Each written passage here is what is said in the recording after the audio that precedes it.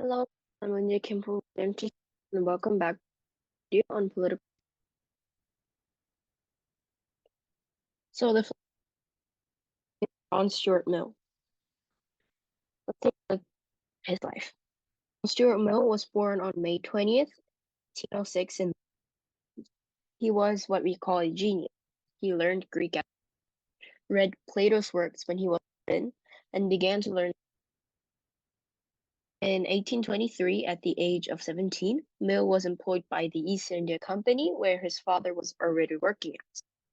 And from 1836 to 1840, Mill worked as an editor in the London Review. Then he continued to publish his works like the famous On Liberty 59.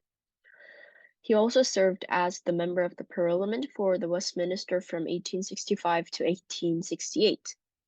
Then he died in May 1873 during his trip to France with his stepdaughter, Helen Taylor. Mr. Mill is a philosopher that I have mentioned several times. In fact, he was one of the philosophers introduced in my very first video on the social contract theories. And for a little recap on Mill's social contract, he believed that it was not the social contract that brought society to the human, but he still agreed that the interaction between the government and the individual, and that the individual must give some kind of benefit to the society in return for the protection thereof. Now he argued that certain kind of law that there is a certain kind of law that individuals have to, and this laws an individual should not harm of another or another's right. And another law that talks about the amount of sharing that is needed to protect from the potential threats is accordingly to an equitable principle. And now on to the utilitarianism Mill argued about. So you remember that the previous video that I made on utilitarianism, there I introduced Bendham's quantity utilitarianism and Mill's quality utilitarianism. Mill stated that differences exist, and that for him, intellectual pleasures were more valuable compared to the pleasures. Why? Because the sensual pleasures could be by anyone, while intellectual pleasures could only be experienced by the few, making the difference in the pleasure's quality.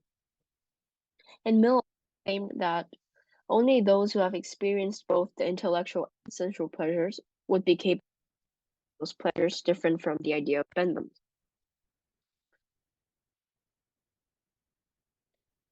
Now, although John Stuart is well known for quality utilitarianism, his most famous theory is that on freedom and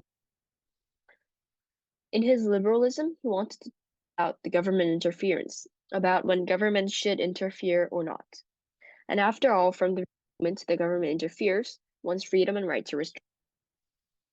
And this is where the famous harm principle comes in.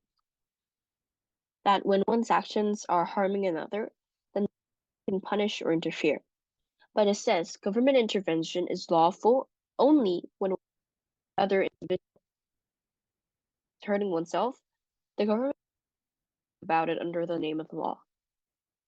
But here's John Stuart Mill never stated the government must or government should in such situations where one's actions are harming another.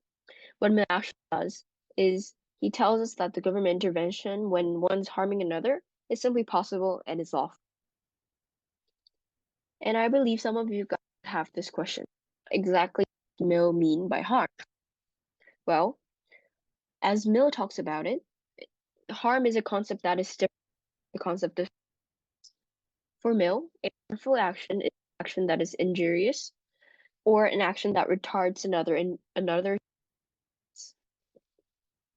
And another important part that we need to know about Mill's liberal and the harm principle is that motivation matters.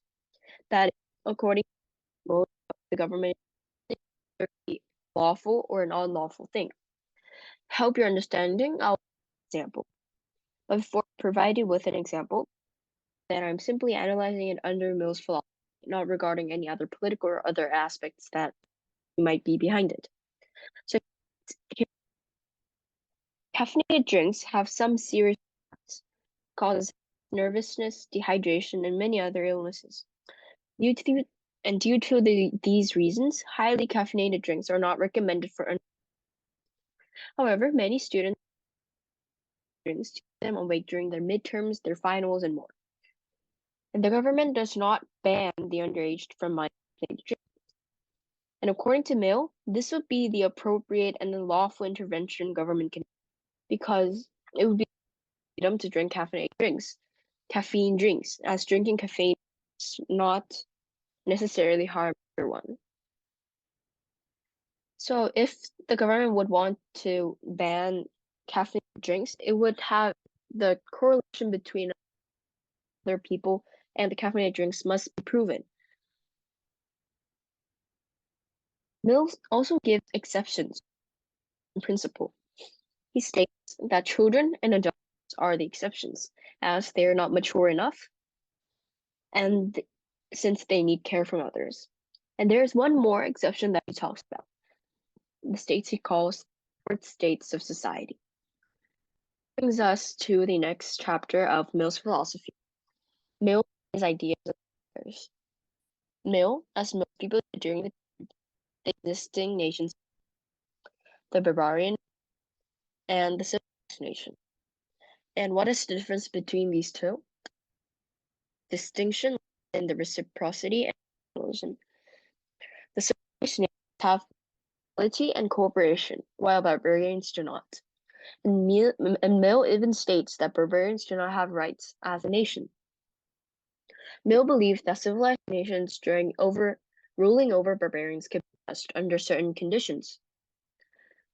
That if to make the barbarian developing into a civilized nation, extend this, Mill agreed on imperialism, that the civilized or the barbarian nation of it is to develop and civilize the barbarians, and if such a goal cannot be achieved on many perspectives exist upon Mill's ideas.